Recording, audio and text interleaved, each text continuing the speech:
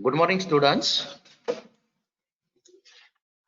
Last session we have seen how to select the size of the bolt or design threaded joints when load is perpendicular to the axis of the bolt. Today we are going to see how to design threaded joint or select a size of the bolts when load acting parallel to the axis of the bolt. This is about today's learning objective, and we will discuss this topic in today's session. Now let us start here. In earlier case, we have seen when load is perpendicular to the axis of the bolt. In this case, we are going to see now here this is one of the bracket which is fitted to the wall, and how it is fitted? It is fitted by using the bolts. Now here the bolt position which is defined by A and B, or you can use the another term, that is bolt position at 1 and bolt position at 2.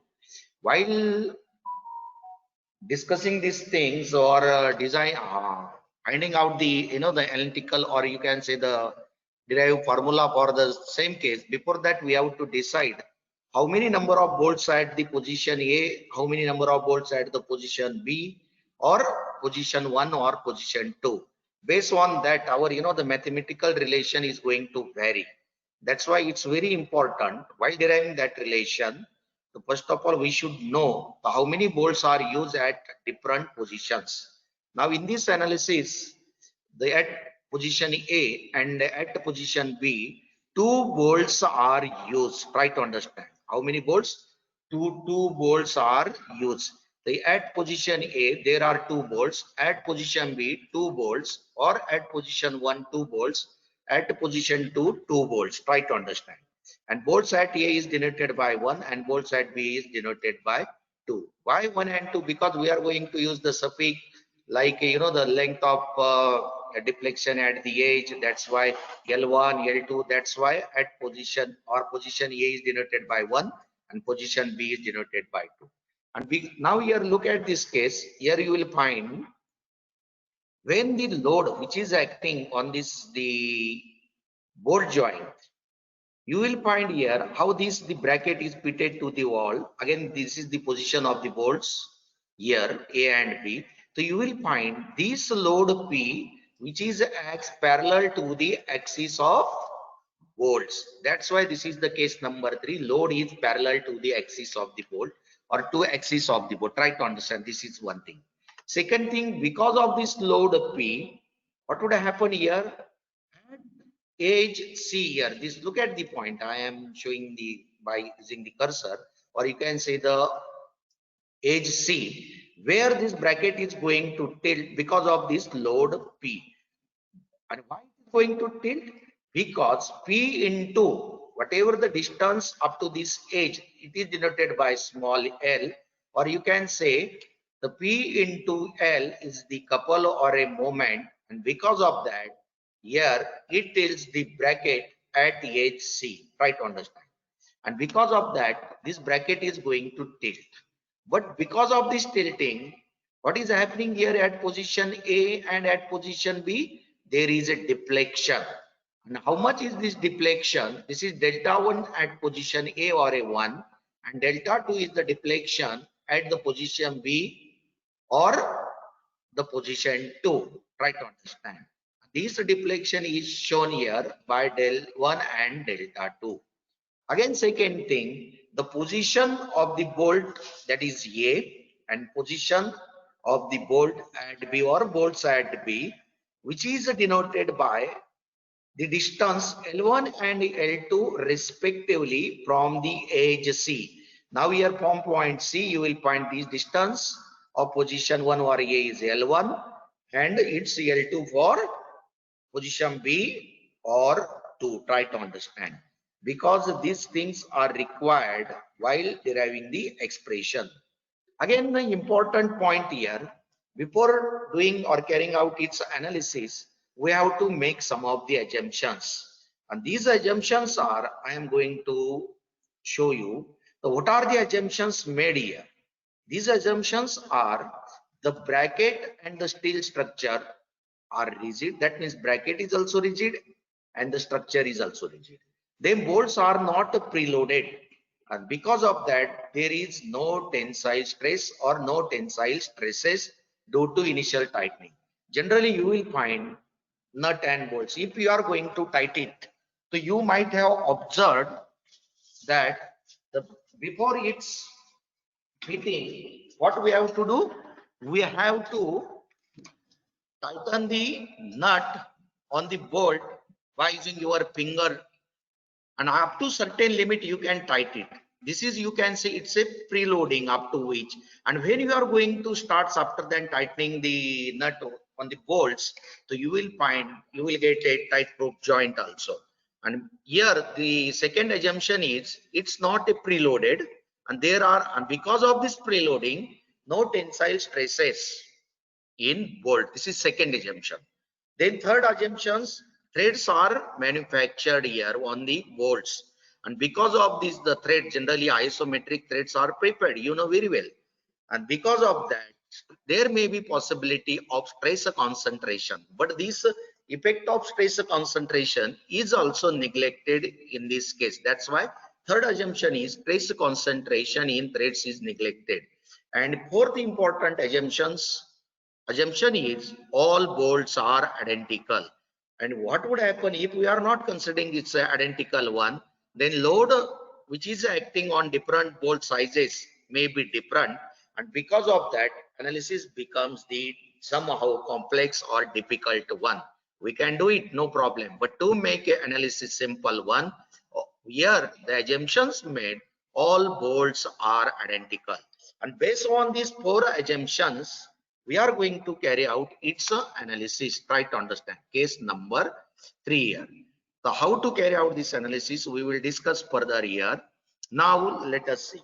You know very well, referring to this diagram or a figure, you will find when this load P which is acting here, try to understand, I am talking about the case 1 here. When load P is acting, because of this P you will find the axis of the bolts are parallel to the load P, and because of that direct, or you can say tensile stress gets induced in the board. This is one thing.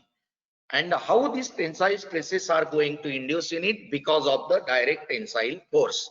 This is one thing.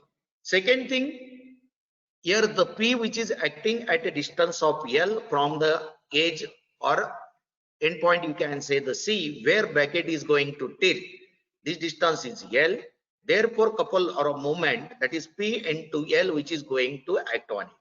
To resist this moment or a couple here, some resisting forces are going to, or resisting forces are there to resist this couple, and because of that forces here, another you can say tensile stresses are going to induce in it.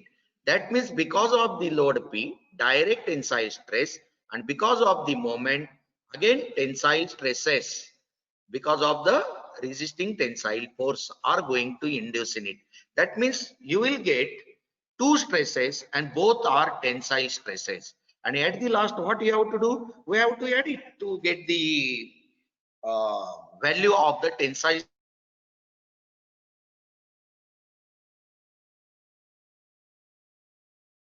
analysis. Now let us see here. When the force P which is acting here and the axis of the bolts are parallel, so you know very well direct tensile force is going to act on each bolt. And how to determine this direct tensile force? You know very well. Suppose P1 dash is the direct tensile force at the position 1, P2 dash is the direct tensile force at position 2, but at position 1 we have, in this analysis we have assumed there are two bolts. At position 2 or position B we have assumed again two bolts. That means how many number of bolts? There are 4 bolts. But here when only P is acting and the axis of the bolts are parallel, because of that you will find direct tensile force which is going to act on each bolt. And how to determine the magnitude of this direct tensile force, which is determined by using simple equation, or you can say load acting on the bracket divided by number of bolts. So therefore, P1 dash is equal to P2 dash is equal to P upon number of bolts. P upon number of bolts. Now here in this analysis, we have assumed two number of bolts at position A, two number of bolts at position 2 or B. So there are total 4 bolts. So you can divide the load which is acting on the bracket, that is P divided by number of bolts 4. So you will get P1 dash or P2 dash. And which value is to be used, I will elaborate that or discuss later on. So before that, you should know how to determine it. If at position 1 there is only one bolt, at position 2 there is only one bolt, you can divide this total load acting on the bracket by number of bolts, means 2. So you will get this direct tensile force at position 1 and direct tensile force at position 2. Try to understand. And the magnitude of direct tensile force at both the positions are same. Why it's same? Because we have assumed all bolts are identical. Try to understand. Then next point, what is that? Because of the force P which is acting on the bracket, and it is at a distance of, the tilting which is going to occur or happen about the edge C. Try to understand. And therefore, the moment P into L, this tends to tilt the bracket about the edge C. I have already shown in the figure how it is going to tilt it. Once again, I will show here the same diagram here. Look at this figure. You will find here, because of the load, the bracket is going to tilt here, that is by deflection delta 2 at position 2 or B, and here delta 1 at position A or 1, and here this distance at the tilting edge C, and the load which is acting is L. Therefore, P into L is the couple. I have already discussed these things. Again, once again, I have shown to you. Okay. So because of this moment, what is going to happen here? The bracket tilts at about the edge C. And because of this tilting, each bolt is stretched by amount delta, which is proportional. Last case also we have taken this proportion. Is delta which is proportional to its distance from the point C, and therefore delta 1 is directly proportional to L1 and delta 2 is directly proportional to L2. Again, we know that last time also we have used the same mathematical expression to find out the relation of the force and L1. Try to understand. We know that force is directly proportional to stress, or in strength of material in design you already studied the simple equation, stress is equal to force upon area. That means force is having relation with stress. Then stress means that is epsilon into modulus of elasticity, or it's a Hooke's law. Within elastic limit, stress is directly proportional to strain. Therefore, stress is equal to E into epsilon. So you have a relation of the stress with the epsilon, that is strain, and strain is having the relation with the stretch, means change in dimension. And each bolt is stretched by amount delta. Therefore, epsilon is equal to change in length upon original length, or stretch you can say. Therefore, the P is having the relation with del as well as the L also. Therefore, we can say resisting force induced in any bolt due to, because of this couple, I have already told, resisting force gets induced to resist this couple P and P into L, which is a proportional to its distance from the tilting edge C. That's why delta 1 is directly proportional to L1 and delta 2 is proportional to L2. Try to understand. And again, we are going to write the expression in terms of forces also. Therefore, we can say P1 double dash is the resisting force induced in the bolt at position 1 and at position 2. But at position also 2 bolts, and at position 2 also how many bolts? 2 bolts. Try to understand. In this analysis, we have assumed that. Therefore, you can write here, this resisting force is proportional to L1, and this resisting force at the position 2 is also proportional to L2. P1 double dash is directly proportional to L1, and P2 double dash is directly proportional to L2. but here is directly proportional. So you can write, or we can write here, therefore P1 double dash is equal to C into L1. C is the constant of proportionality. Similarly, we can write this expression in this way, P2 double dash is equal to C into L2. So what we have to do now, you can say this is equation A. Why equation A? Because we have to find out the value of C. We are going to substitute this value to get the value of P1 double dash and P2 double dash. And P1 double dash and P2 double dash are the resisting forces induced in the bolt because of the couple or a moment, that is P into L. Therefore, equating the moment due to resisting forces with the moment to the external, here X is remaining, external force P about the tilting edge C. Try to understand. Therefore, I am going to write here P into L is equal to P1 dash into L plus 2 into P2 double dash into L2. Why here it is multiplied by 2? It's very important one, because the 2 bolts are at position 1 and 2 bolts are at position 2.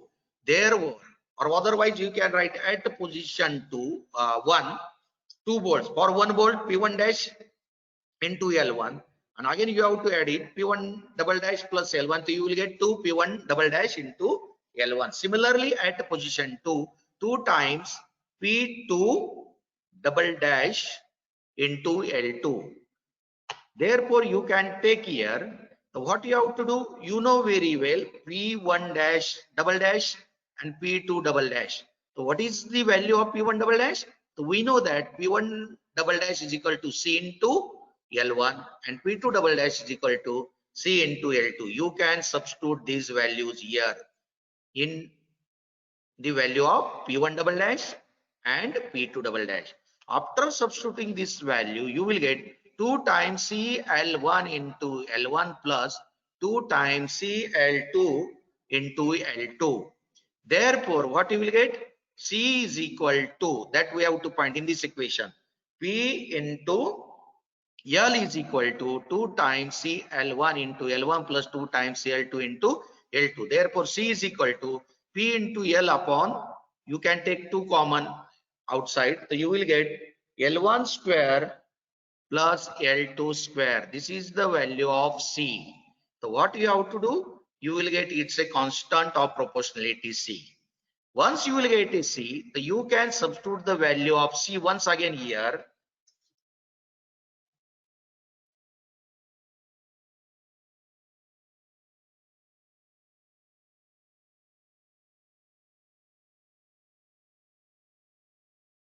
Okay. So what you have to do? You have to substitute the value of C here in this expression A. So you can substitute, C means P into L upon 2 in bracket L1 square plus L2 square. After substituting this value of C here, what you will get here? I have written here. What you will get? You can write here P1 double dash is equal to, what you will get? C. C means P into L into again L1 upon 2 in bracket L1 square plus L2 square bracket complete. Try to understand. This is about the P1 double dash, but here I have written P2 double dash. Why I have directly written here? P, again, after substituting the value of C in this expression, P2 double dash is equal to C into L2. You will get P into L into L2 upon 2 times. You can substitute this value of C. After substituting C here, you will get this 2 times L1 square plus L2 square. Now suppose in this case, if 3 bolts are used, not a belt, bolts are used. So this expression is going to change for P2 dash and P3 dash. One term is going to add here. So how this expression, I am going to show here. Look at this 1 minute from the diagram. Now suppose here this is position A. You can say this is position B and this is the position C. So what you will get? Stretching delta 2, it becomes delta 3. This distance you will get L1, this distance you will get L2. from the edge, and this distance become L3. Try to understand. Again here 2 bolts at A, 2 bolts at B, 2 bolts at C. How expression is going to change? Because how many number of bolts? 6. So you will get the tensile force here, expression here, the P upon number of bolts, that is 6. Only here you have to add the another term, the direct tensile force at position 3, the P3 dash is equal to P upon number of bolts.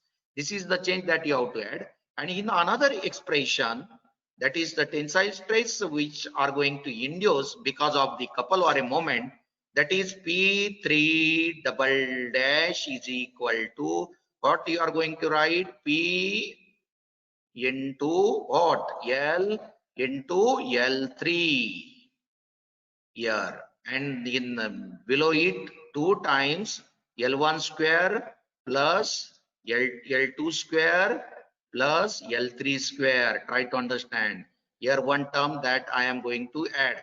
Here also you have to add L3 square, and in P1 also you have to add P1 double dash is equal to P into L into L1 upon what, 2 times again L1 square here, L1 square plus L2 square plus L3 square. Try to understand. Only the change here in L1, L3. But here 2 remains same. Why 2 remains same? Because 2 bolts at position 1, 2 bolts at position 2, 2 bolts are position at position 3. Suppose if 3 bolts are at position 1, 3 bolts are at position 2, so how to make the change in the design analysis? If 3 bolts, so instead of 2, you will get here 3. Try to understand. C is equal to also 3. Here you will get a 3. Here you will get a 3. There are only 2 positions. But how many number of bolts? 3. So your equation is going to change. So you will get CPL upon 3L1 square plus. That means at position 1, 3 bolts. At position 2, 3 bolts. Try to understand. In this way, you have to make the changes in the expressions. I hope you understood these things very clearly. Okay, we will proceed. So based on this, what you will get here, P2 double dash is equal to P into L into L2 upon this. This is a resisting tensile force because of the couple or a moment. So we have a P1 dash or a P2 dash.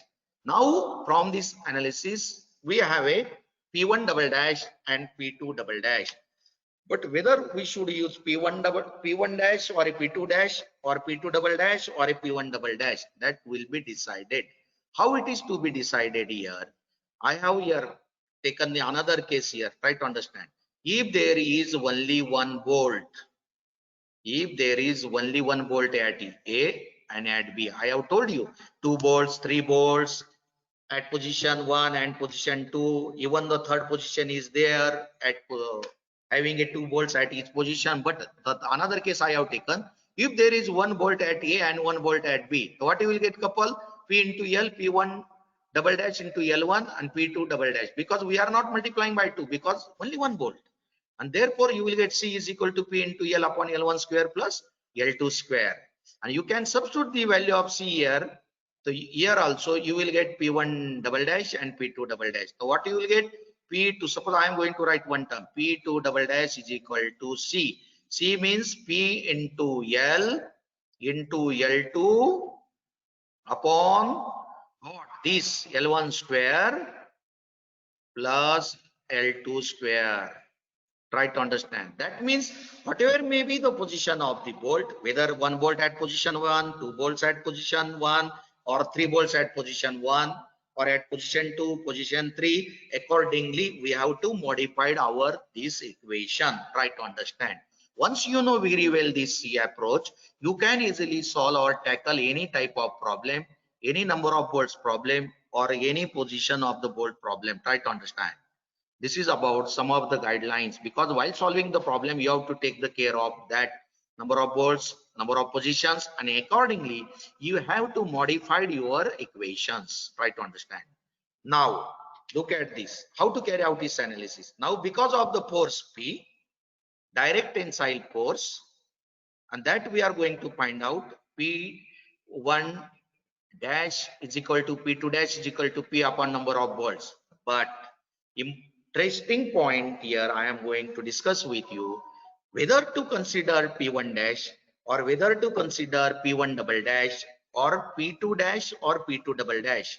It will be decided on the basis of whether the bolt which is located at the farthest distance from the tilting edge C. Now, when bolt is subjected at the farthest distance from the tilting edge C, so you will get maximum force on this bolt. Try to understand. And therefore, look at this diagram. Now, this is the position 1. This is the position 2. Now, from the tilting edge C, this is L1, and tilting edge 2, this is L2. So you will find the farthest point from the tilting edge, which one, whether 1 or 2.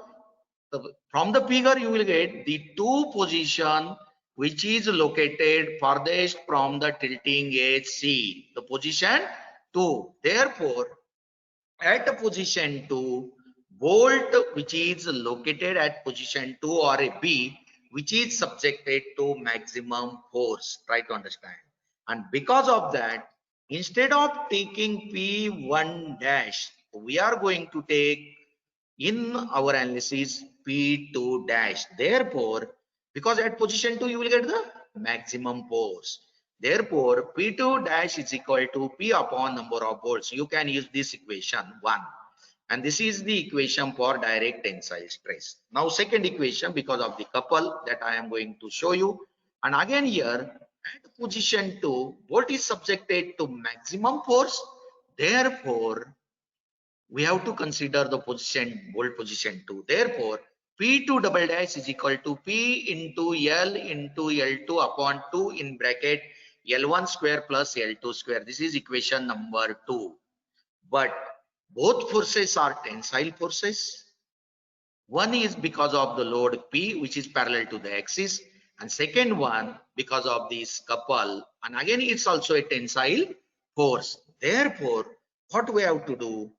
Both forces are tensile. Therefore, we have to find out total tensile force acting on the bolt which are located at position B or position 2. Therefore, total tensile force P2 is equal to P2 dash plus P2 double dash. Try to understand. Again here, you will get here P2 because we know P2 dash. P2 dash means total load upon number of bolts, and P2 double dash means this by using equation 2.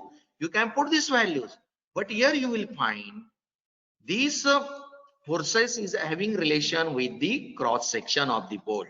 You know very well, you will get here P2. Once you will get the total tensile force P2, next step, what you have to do? P2 is equal to A into sigma T max. Sigma T max means permissible tensile stress for bolt material. If it's given permissible or allowable, you can directly use it. If it's not given, from the SYT divided by FOS, you will get the permissible tensile stress, and you will put this value of permissible means here sigma T here, and you know P2 from this expression. So what you will get here? A. And once you will get the A cross section of the bolt, then you can easily find out the diameter. The in design, now sometimes the cross sectional area of the bolt plays important role, and based on that we are going to find out the bolt size, or bolt size can be determined.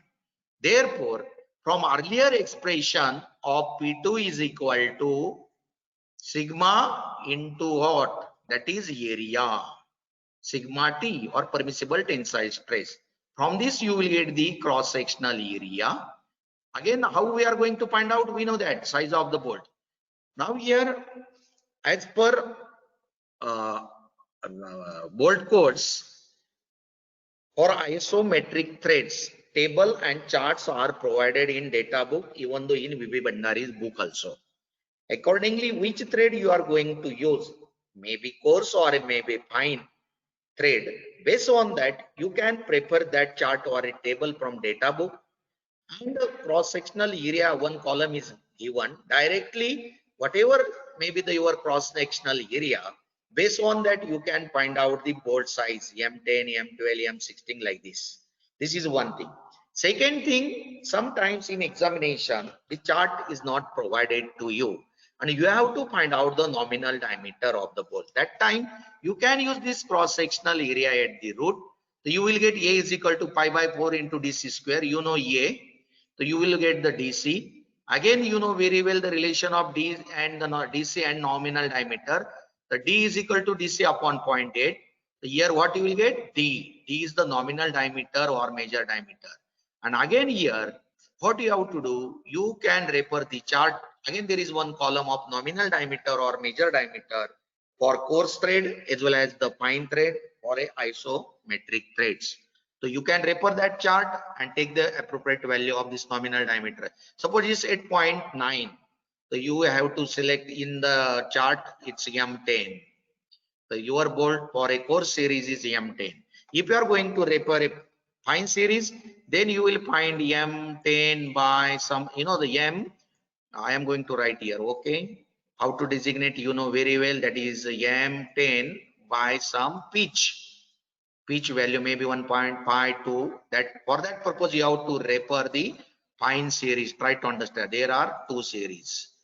And in examination, if this table or chart is not provided, so you can find out the nominal diameter, and based on that you can write M10 or M12 directly for the course series. Okay, this is about the analysis of the design of the threaded bolt when subjected to the load which is parallel to the axis of the bolt. This is case number 3.